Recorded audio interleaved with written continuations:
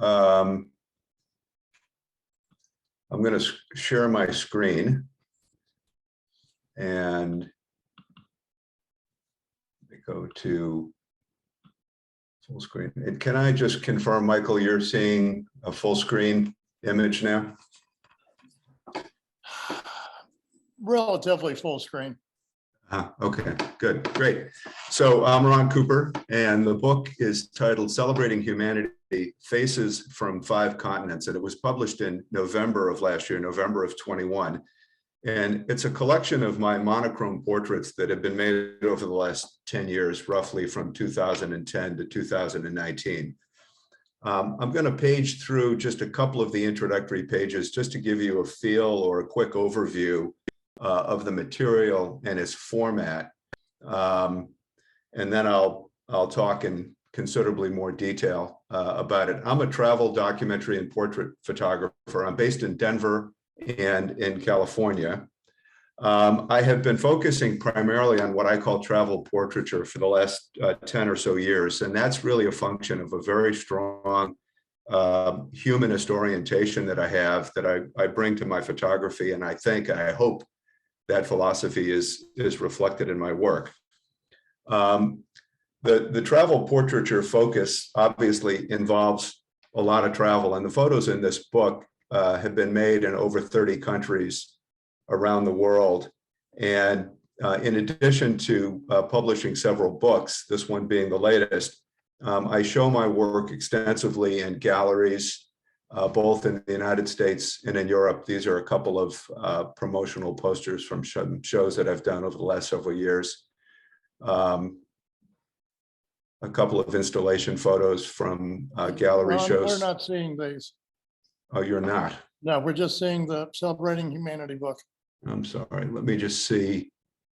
I'm going to go back. I apologize. Okay, let me try this. Now, what are you seeing? Still the book. Try this again. I apologize.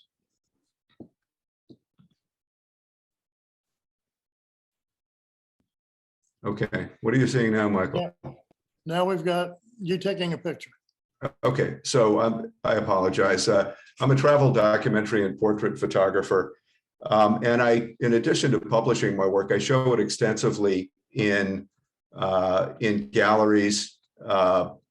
These are some promotional materials from some gallery shows that I've done over the last several years.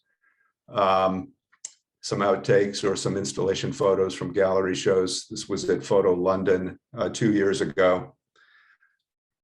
This is a recent show in Colorado. I got into publishing using a self-publishing platform. In fact, it was Blurb. This is a book I did several years ago.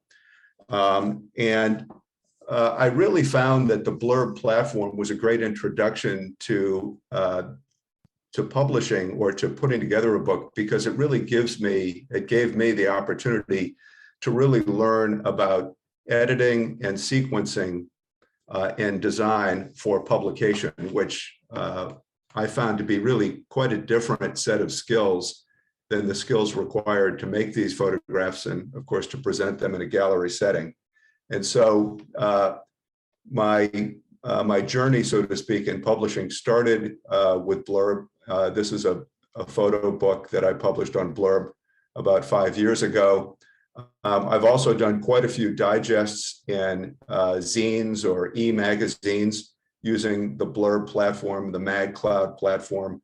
Last year in 2020, and ultimately in early 2021, I had a book commercially published for the first time. It was published by Princeton Architectural Press in New York. And that was a completely different experience, because when we came to terms on this particular project, they said, oh, we love the photographs, we love the interviews and the work that you've done, but we have a designer and we have an editor, and we will make essentially the majority of the editorial choices. So the layout of this particular book, the sequencing of the photographs in this book, and pretty much the majority of the aesthetic choices for this book were made by the publisher, which I found interesting. We had several discussions about different approaches, but in the end, they exercised the rights that they had reserved for themselves in the contract. That, I guess, is the downside to using a commercial publisher. The upside is they have a marketing department, they have sales and distribution, and this book has sold over 15,000 copies, and actually for a period of time was a bestseller for holiday books on Amazon.com. Those are all undertakings that as an individual artist or photographer, I could not do. Having said that, when it came to this book, Celebrating Humanity, I wanted to take a completely different approach. I wanted to control the content. I wanted to control the design, the editing, the sequencing, everything about this book so that it was reflective of my work in the way that I wanted to present it. And so this particular project was kind of a hybrid between commercial publishing and self-publishing. My objectives were really pretty simple. I wanted to get my work seen, but I wanted it to be presented in a very high quality printed edition. When I did the book with a commercial publisher last year, the We Are Santa book, it was printed on the cheap. The idea was to keep the price point at retail as low as possible. And the average buyer of that book really didn't care about the quality of the printing. They really cared more about the content. In this current instance, I wanted to be sure that I had the ability to control the final quality of the product of the printed book. As importantly as that, I wanted to make a statement about our humanity and our connectedness as people. That's consistent with my philosophy and one of the reasons that I do this kind of photography. And then third, it was a pandemic project. As a travel photographer, I really wasn't traveling. I think the last major trip I did, I was in Asia for a month at the end of 2019. And in 2020 and in 2021, I had to cancel 5 or 6 international trips during the pandemic. And when it became apparent that COVID was going to drag on, I decided to undertake this project as a way of staying productive, staying engaged, and doing something that was essentially an alternative to what I had been doing for the past 10 years. I learned very quickly that if you want to have a high quality printed product, it's expensive. There are a limited number of printers that do fine art books these days. A lot of them are overseas, and it's just an expensive undertaking. So I initially sought out a commercial publisher for this book. And in fact, I had some conversations with the publisher that had published my previous book, We Are Santa. That publisher is Princeton Architectural Press. They simply rejected it. They had no interest in doing a fine art photography book. They just don't see a market for it. They were cordial, but they were really quite blunt in their assessment of the prospects. And so I looked at a number of alternatives, including Kickstarter and other ways of raising funds. What I found was essentially what I would call an early sponsor, someone who had bought a very large number of the Santa books when that came out 2 years ago to give to their clients as holiday gifts. And I approached them about this project, figuring if I could get a commitment from them to buy a certain number of books, it would cover the majority of the fixed costs associated with doing this project. And in fact, that's exactly what happened. They were enthusiastic about it. They made that commitment, and that was largely how this thing got financed. It ended up being printed overseas. We looked at printers in China, in Italy, in Germany, in the UK, in Canada. Ultimately was printed in Germany. We were able to work with a print broker who was able to, in turn, work with printers to try to find a printer that wanted to do this project and was able to offer us what I guess I would characterize as a reasonable cost structure to do this project based on the fact that they had a slot in their schedule. And if we could deliver the final materials to them within their schedule, then they could deliver this book at what turned out to be an expensive, but under the circumstances, a reasonable cost.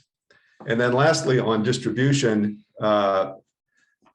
this has been a challenge. At the end of the day, the majority of the distribution of this book has been done on Amazon. through an outfit called Pathway Books. Pathway represents small publishers in their relationship with Amazon. Trying to go directly to Amazon for a book that was priced between $60 and $70 and was likely to be a very small volume book was not going to be a recipe for success. Amazon just is too big and doesn't have an interest in catering to that segment of the market.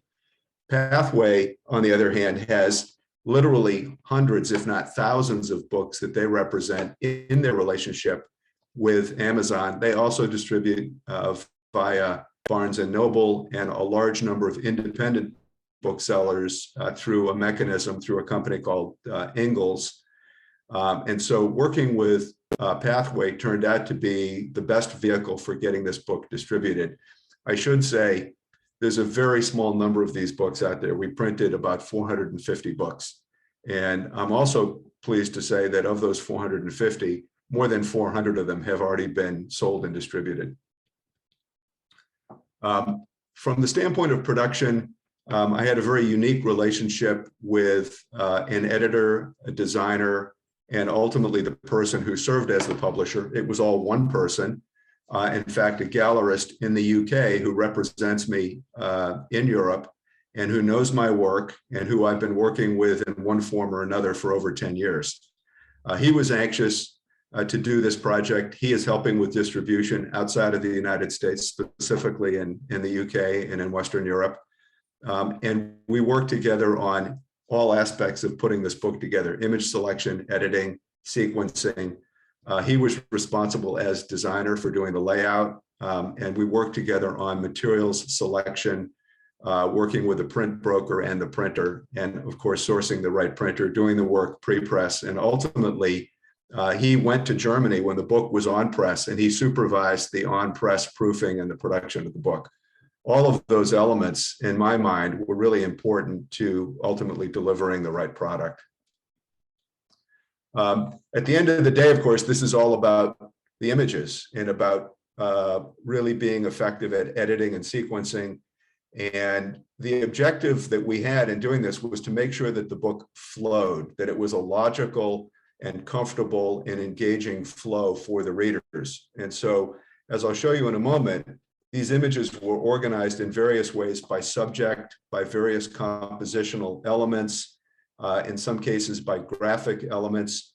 We made liberal use of blank pages and a set of quotations that I had researched that were reinforcing of my fundamental philosophy and this notion of celebrating humanity and the interconnectedness of all of us on this planet. We had primarily single image pages, but we also, for the sake of providing some visual relief, had some multi-image pages, and I'll show you a couple of those examples now. And so I won't spend a lot of time commenting on each of these. I think some of these editing, selection, sequencing, and composition choices are pretty obvious, and some of them perhaps are a little bit more subtle.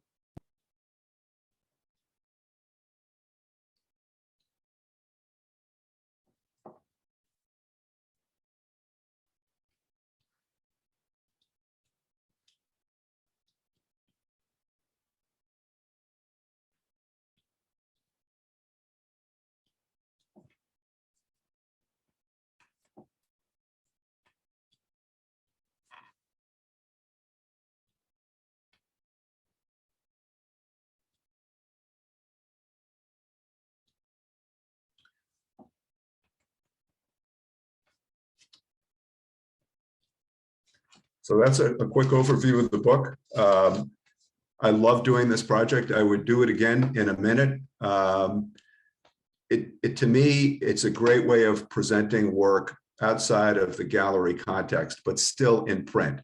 I think photography is meant to be seen in its physical form. It's frustrating to me to see images on Instagram that people flip through in a matter of, if they even take a second to look at a picture. That's a lot. And I've been fortunate in a couple of galleries that show my work and in a couple of other settings to see people handling this book and really taking time to go through it and spending a few moments on each page and handling the paper and flipping the page and looking at the juxtaposition of the images. And that, to me, is one of the reasons to do a project like this, and one of the things that I find really satisfying about doing this kind of work. And so with that, I'd be happy to turn it back to you, Michael, for questions now or later.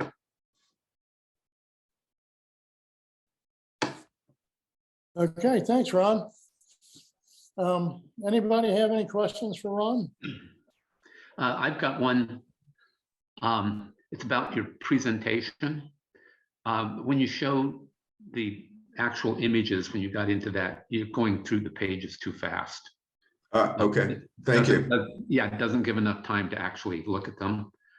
When I present something like this, I usually count to 5 or 6, 1, 2, that type of thing to give people, and by doing that count, you get the consistency, but in timing, so that you don't get one image come up real quick and another one linger for a long time.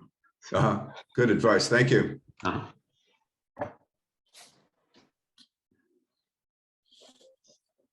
Well, your humanist approach really comes through. They're really they're images of people you'd like to know, which is nice. Could you? I know this is a book talk, but could you talk a little bit about what happens when you take the photos, how you approach people, how you communicate with them to get the image you want, and maybe what your lighting is? Sure. Yeah. I guess I would start by saying what I don't do. I don't shoot with a long lens. I don't kind of blaze into a place and start taking pictures. I typically will go someplace. Often, if I don't speak the language, I'll try to have someone with me who does, whether it's a driver or a guide, or in some cases a fixer. But what I really try to do is identify people that I'd like to photograph, and then I approach them and I introduce myself. I usually bring some of the printed materials that I showed in this presentation to give people an idea of the kind of photography that I do, and to try to overcome any skepticism they have about how the pictures might be used.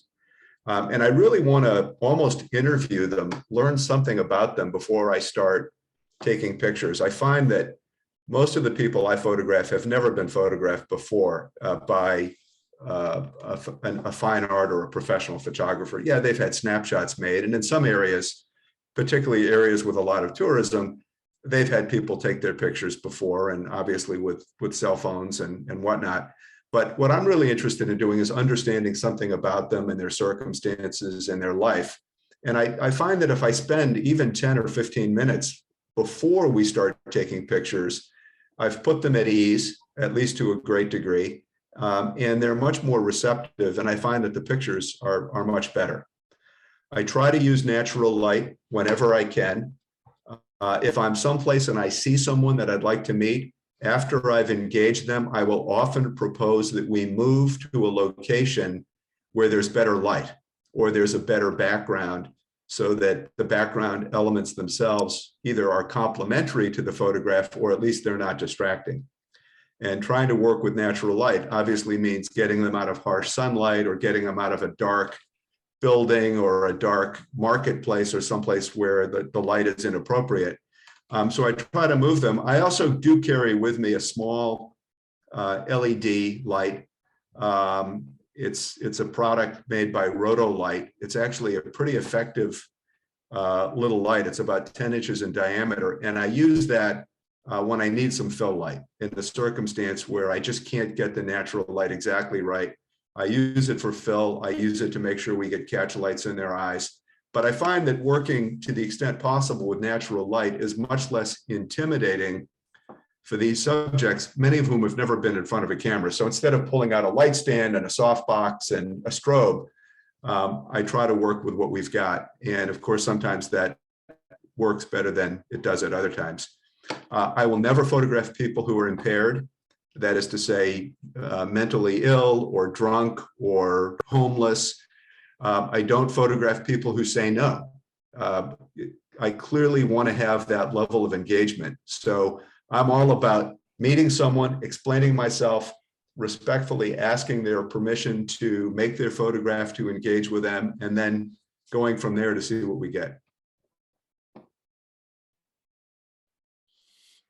Okay. I'm assuming that your subjects, the clothing they're wearing is what they were wearing at the time that you approached them. Yeah, yeah. The only two exceptions to that are I did, and in fact, I'm working on an ongoing project with a number of Native American communities in northern New Mexico, and they will often want to be photographed in ceremonial or festival garb. And so I have photographed them in street clothes as they would normally be seen at the grocery store or at the bank or at Starbucks, but I've also photographed them in their ceremonial garb. And then the second exception was on the Santa Claus project. The concept there was to photograph people in street clothes and to make black and white portraits of them, which are the ones you saw in the last slide. And then, of course, they got into full-on Santa garb, and I photographed them in their various Santa Claus suits. But normally, to answer your question, Jim, yes, I want to photograph people as I find them.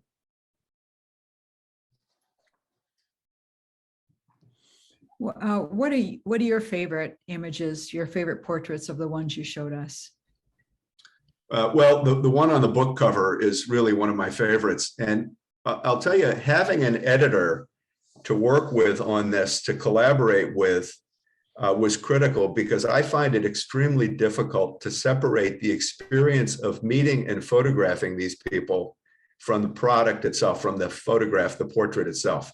So sometimes my recollection of our interaction is very favorable, and that sort of overshadows a photograph that might have some flaws.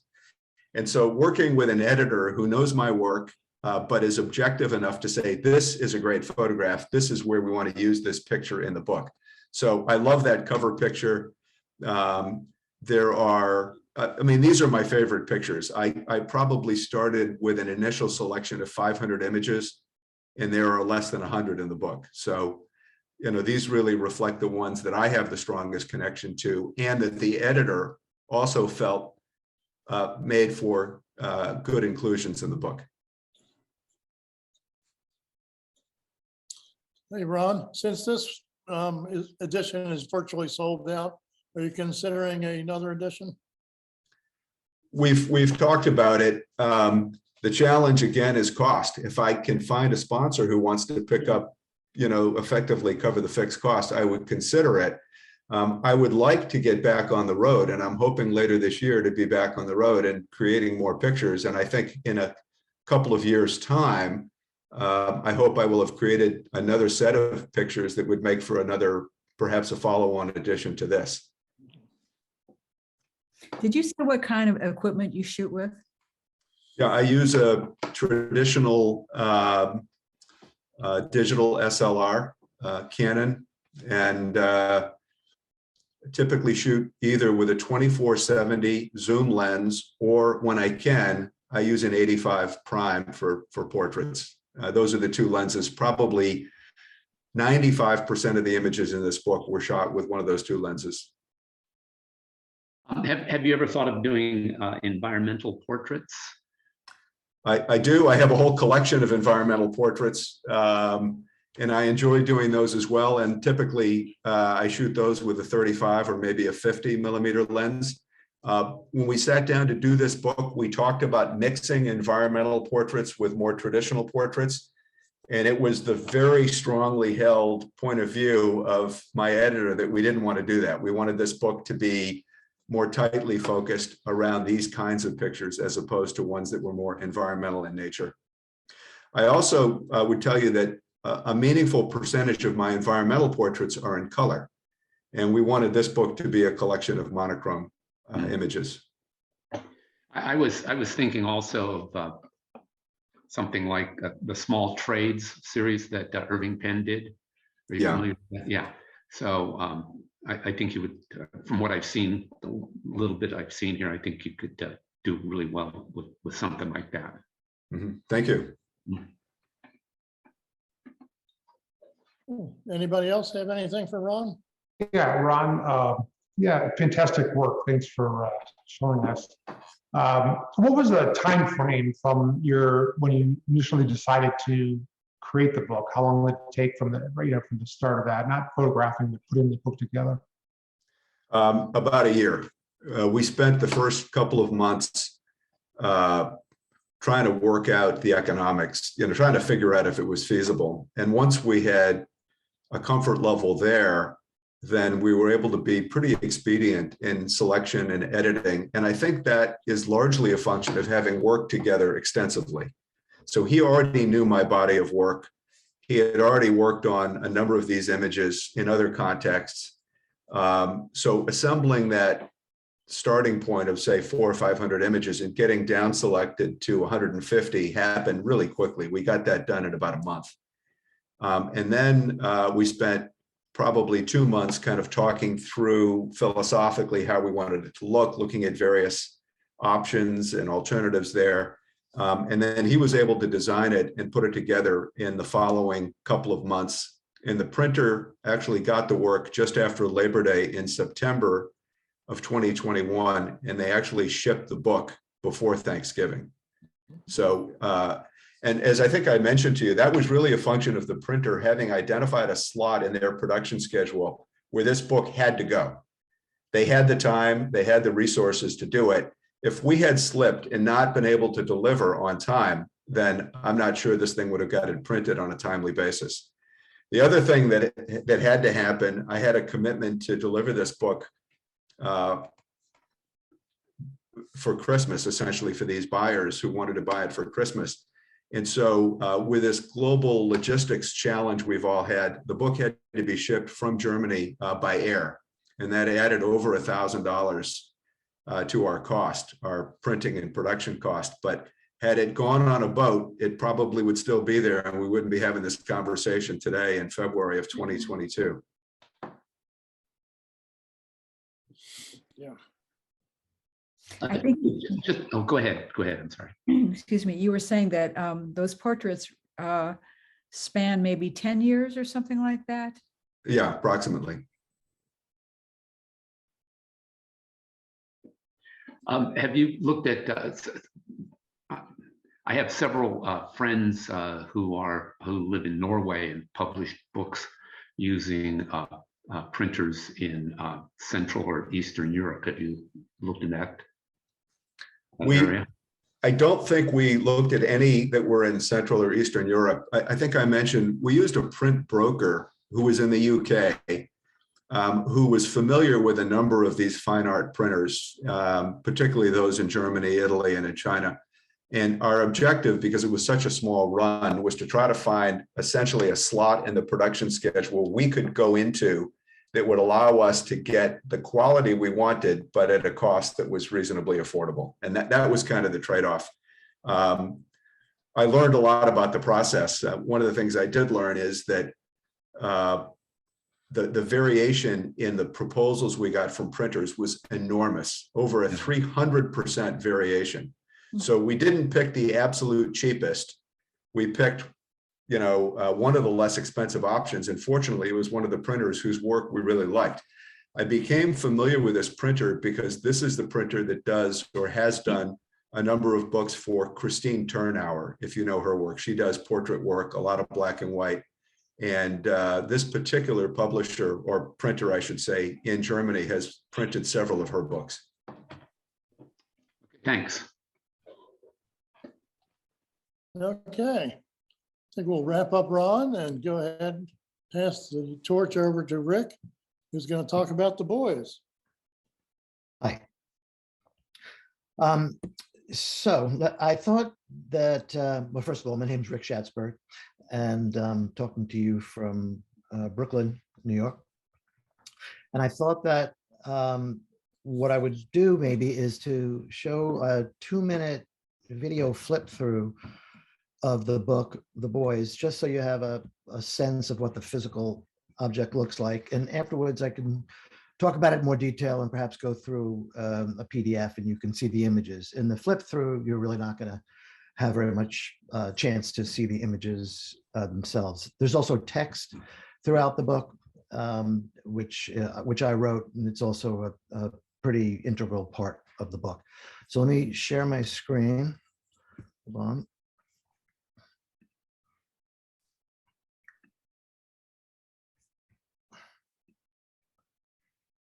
And Are you seeing my screen? You see a sort of a blurry copy of a book in my hands? Yes. Okay.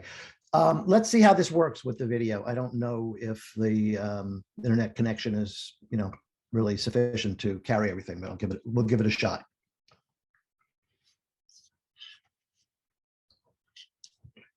So this was printed in, well, it came out in December of 2020, also in the midst of the pandemic, and shipping issues were not so easy, but not as bad as some of the shipping already got. And as you can see already, this is a mixture of vintage snapshots and then contemporary portraits. So the book is really about a group of men who have been friends for over 60 years. They grew up together in Long Island in the 50s and 60s, and somehow managed to develop friendships that lasted to this day. And so I was in art school, actually. I was earning my MFA a few years ago at Hartford. And it's a program that really focuses heavily on making photo books. And so in the second year of the program, I was thinking about what I wanted my project to be. And I decided after two of these guys, there was 14 men, after two died in a short period of time, that I wanted to make sure I photographed all of these guys. And then as I did, it sort of developed into a book project. And so in a sense, it's a memoir or photo memoir. And I'm just flipping through it here because I'm not trying to go through every page. I wanted to give you an idea of the gatefolds and the way the portraits are sort of hidden and then are revealed. And then finally, I had an essay written by the novelist Rick Moody, and he wrote more than I expected, longer than I actually asked. And so I decided to actually print it as a standalone chapbook and insert it into the back cover of the book. So I wanted to just show you this video to give you a sense of what the physical object looks like, since we're doing this on a Zoom call. And let me, oops, okay, hold on, bear with me. I have to, okay. So are you seeing the book cover now? Okay, so let me just take you through this, and I'm going to read one or two passages so you get a sense of the text and what this is all about. Okay, just hold on one second. Here we go. The book was published by Powerhouse Books, located in Brooklyn. And I too have a whole saga about, what it's like to work with publishers or find a publisher, but I won't go through that now. This is the neighborhood that I grew up in. In fact, my house is one of those pictures. I hadn't seen it in many, many years. I'm going to read you this chapter, and then I'll move on. Last year, Eddie died of a heart attack, a death as random as a lightning strike that makes you think there but for the grace of God. John died 9 months later from an overdose, an end that seemed inevitable and makes you think the grace of God is questionable at best. This fragile symmetry is not lost on us, my friends and me, though we're less likely to discuss it than raise a glass in their memory, tell a story or two, laugh. Eddie's ashes sit in an urn, a tin really, in Z's bedroom in Florida. John lies buried in Rochester in a family plot. Their silence is equal, but I hear their voices. The rest of our tribe go about their daily business, each of us holding personal traumas and losses close to the vest. We bear the indignities of aging stubbornly, a catalog of maladies that come with the territory. As I observe my friends, I detect an unpredictable shift in spirit that appears at the threshold of old age. Small compulsions are amplified in proportion to a world-grown stranger. We measure patterns of the past. We survey a new landscape where the companions of our youth grow fewer and more precious. Humor is our antidote. When we're together, we're still a bunch of stand-up comics. Privately, we explore deeper intensity.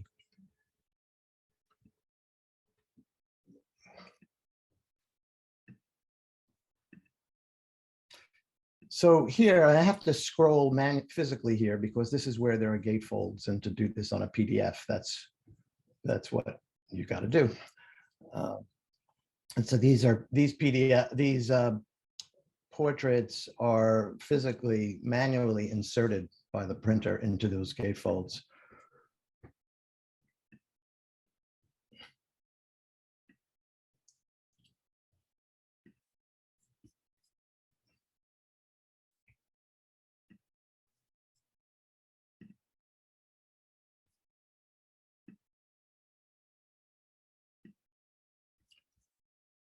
So in a physical book, you might see the portrait on the right at the same time as you'd be seeing this guy here on the left.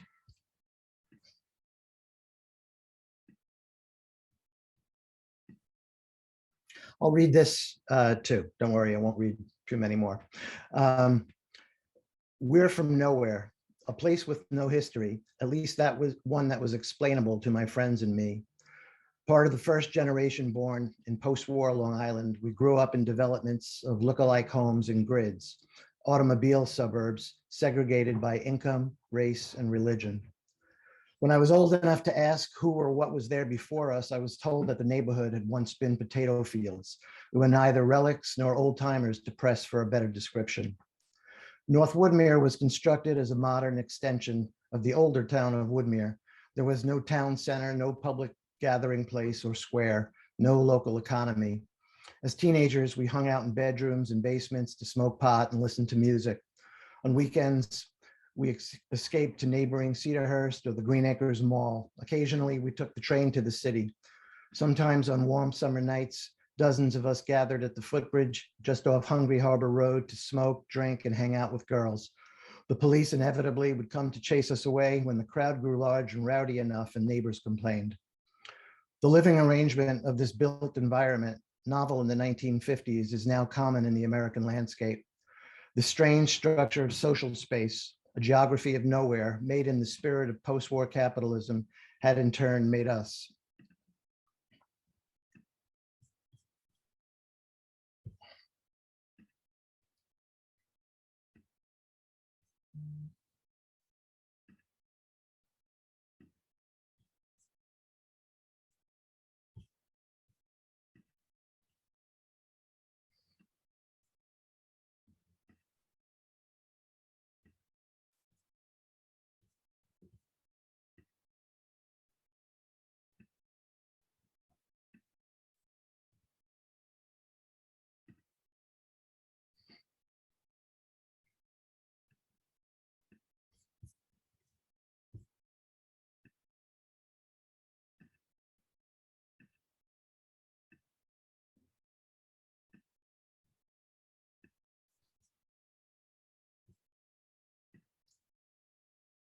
These portraits are all shot with a 4x5, obviously film.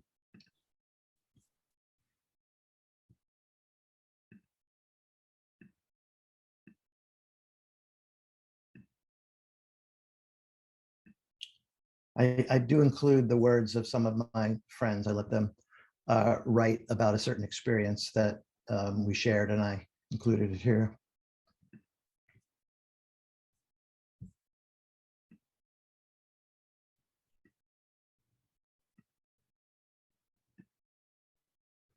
I list the careers that everybody had.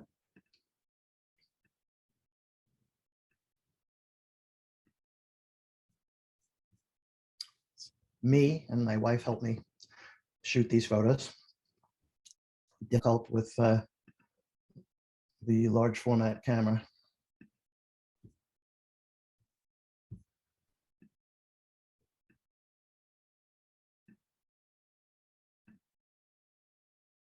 That's actually me and my dad, and I wrote a piece about him dying.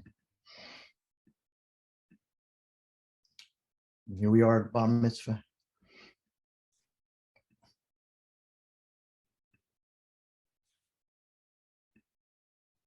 I'm going to read you this. This is the last, this is, I call it the coda. This is the very end. And then the book's over. Soon after our New Year's gathering, Brad died. His health had been failing and he said he felt too ill to make the drive. No one knew how sick he really was. 6 weeks later, Fred died of a heart attack on his 65th birthday. We saw him for the last time at Brad's memorial dinner. We think we're all in this together, but the winnowing advances one by one. As with John and Eddie, I see Brad and Fred more vividly now. My thoughts focus like images, resolving on the camera's ground glass. This sudden clarity surprises me. As petty judgments fall away, what's left is love. So what happened is, by the time I was finishing the book up, 2 more of this group died. So there's 10 of us now. And then here, as I mentioned, there's the, there's this final essay and the, that's inserted, and that's it. So let me go back from the screen share, if I can do that easily, which I'm not seeing. Put your cursor up at the top and move it around. You'll see, you should see that. There we go. I'm sorry, I'm struggling here because the page that with the image of everybody is not appearing on my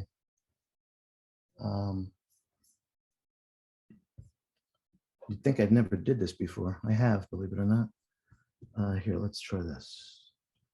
What's going on?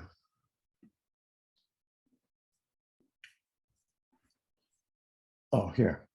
There you Okay. go. I'm sorry about that. A little clumsy. So anyway, that's the story of this book. I worked on it when I was at school, as I said, and then after I graduated from Harvard, I spent the next 1.5 years or so refining it, adding some more text. I redid all the post-processing, which happens kind of in a rush when you're working on school deadlines. And then, as I said, 2 more of these guys passed away. And so I added a little bit more about that. And so that's the story of the book. I had worked with a designer, a Dutch designer. I specifically actually wanted a Dutch designer because I'd been familiar with a number of books that really successfully, I thought, mixed different image text and images, as well as some snapshots and that sort of thing. And I wanted to make sure that I was working with somebody that could put the elements together in a way that sort of hung together. So we collaborated together on this for a couple of years, actually. I mean, he wasn't working continually on it, but it went through many iterations. I had made maquettes while I was in school. In fact, that's one of the things you do as your thesis project, is you have a maquette as well as exhibition prints and a written thesis. And so I had a sense of, through trial and error, of what size I wanted the book to be. And we made design changes ongoing because I had the opportunity to make 2 maquettes, 2 different versions of it. And, coming out of that experience, I sort of knew what size I wanted. I changed some of the layout and that sort of thing. So I did have a chance to work on this for a while. Anyway, that's, I guess, all I have to say. If you have any questions, I'm happy to answer them. Well, I'm going to make the same comment I made to Ron about your presentation. There's no rhythm to the way you show the photos. So some of them flash on the screen and other ones linger on the screen. It would be better if you had a rhythm, like I said to Ron, if you count to 5 between changing, or 5 or 6.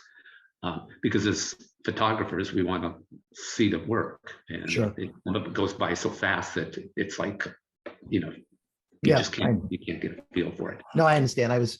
kind of paging through the whole book, and so I didn't Yeah. want to take too long, but I hear you. Rick, this is Ron. This work is so engaging and so it resonates with me, maybe because I think we must be close to the same age, but I look at those pictures and I see my friends from high school and college, and I hear the music of the Stones and the Dead and Simon and Garfunkel and Jimi Hendrix and Joan Baez, and it's amazing. And just 2 weeks ago, I lost a friend. He was 65 years old. He was alive one day, he was dead the next.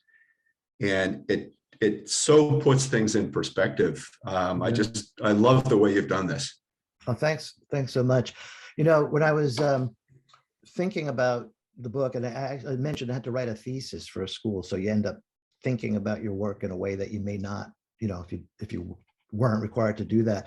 I came across an interview with Philip Roth, an author I really love, and he talks about how what a shock the death of friends is, that you sort of expect grandparents to die at a certain point in your life, parents to die, you hope to outlive your children, and somehow you're not prepared. It's not in the contract, he said, for your debt, for your friends dying. And I observed exactly what he said, which is that suddenly you see these people much more clearly. It's very strange. And I really felt that. And so in doing this with the surviving friends, who weren't the type that normally would, you know, be interested in doing pictures of each other, we thought about that a lot. You know, it was sort of an expression of life that we were doing this together, and a document, you know, for the ages, so to speak. I thought the portraits were really, really nice and very thoughtful. And I especially liked your writing. Oh, thank you. The writing was descriptive, and it would come to an emotional point. And I liked that, you know, there seemed to be something you learned from the reflection and that you wanted to share. And so it was, I had the sense it was transformative for you as well. And I was curious about the title of the boys. Now, it might seem obvious, but there are so many ways that people refer to their friends. You know, it could have been brothers, it could have been buddies, it could have been the gang. How did you come to settle on the boys? Because it almost sounds like a parent describing you in your younger years. You know, bring the boys over, and we'll get pizza. Well, and it's funny, in the essay by Rick Moody, he actually explains why that's the name, but it derives, and I do in one of the texts that I didn't read. It derives from the fact that that's the way we were referred to by other people who knew us when we were in school. And so that we just, I don't know who came up with it, but that's how we were referred to, this group. And then we had, post high school, just continued to refer to ourselves as the boys. So that's, you know, I had a different name, I had other names for the book, and I had different work. You know, I'm one of these people that need a working title when I'm doing a project. It doesn't matter whether the title stays the same. I just sort of need that to help organize myself around it. And I started to work with an editor, which, by the way, for anyone who wants to do writing text with their book, I highly recommend you work with an editor. It makes all of us better writers. And when she read all the text and came to the passage where I describe how, you know, we called ourselves the boys all these years, she just said to me, "How are you not calling this the boys?" And when she said that, you know, it just clicked, and I said, "You're right," and that's it. And so, so that's how that came about.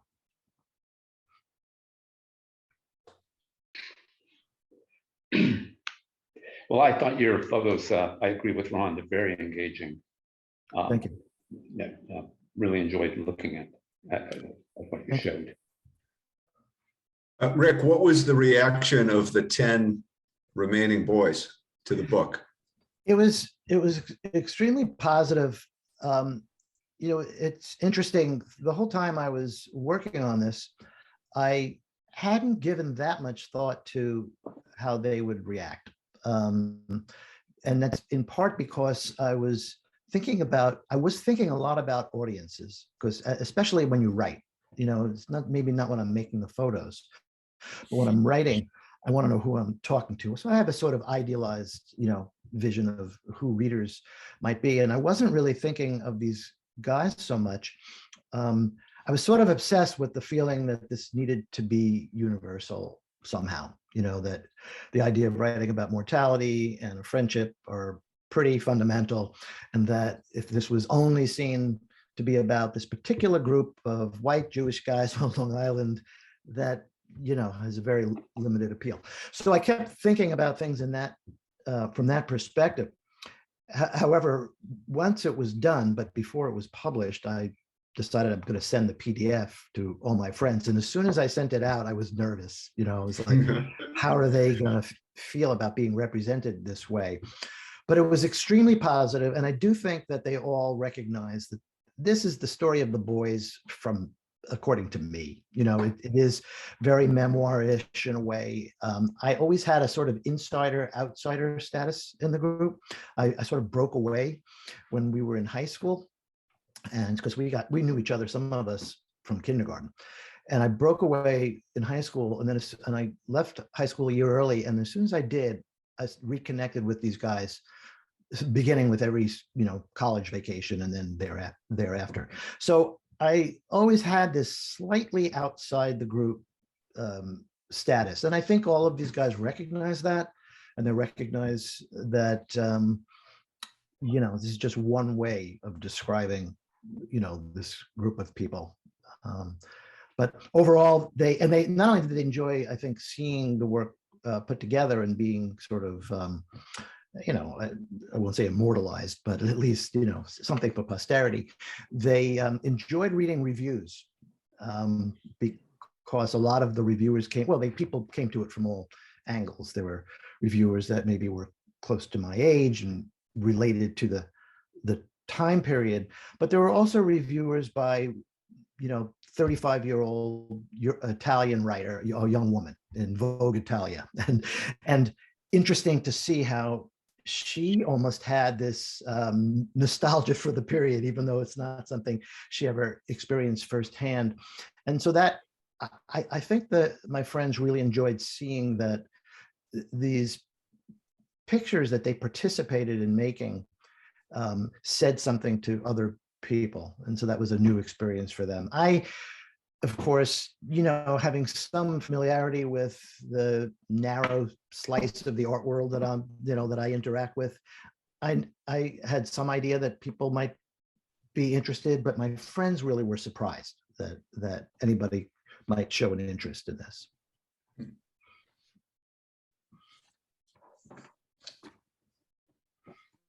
Okay, anybody else have anything for Rick? Well, I'm just going to say that I had mentioned this to Rick a few weeks ago, and it kind of touches on something Ron said. It doesn't matter whether you're from Long Island or Southern California or anywhere in between. We all know these guys. We remember them, and we've all gone through the same experiences that Rick is relating to us in these. And it really struck home with me. It was the first time I looked at it. And really appreciate his being here today and sharing this with us. Thank you. Thank you, Michael. And I appreciate the opportunity to talk to you and the folks on this call. And if nobody has anything else, we'll wrap it up for this month. And we'll see you next month. Thanks, Michael. Hey, thanks. Thanks, everybody. Ron and Rick especially. Yeah, thanks to both authors. Really wonderful work. Yep. Thank you. Bye-bye.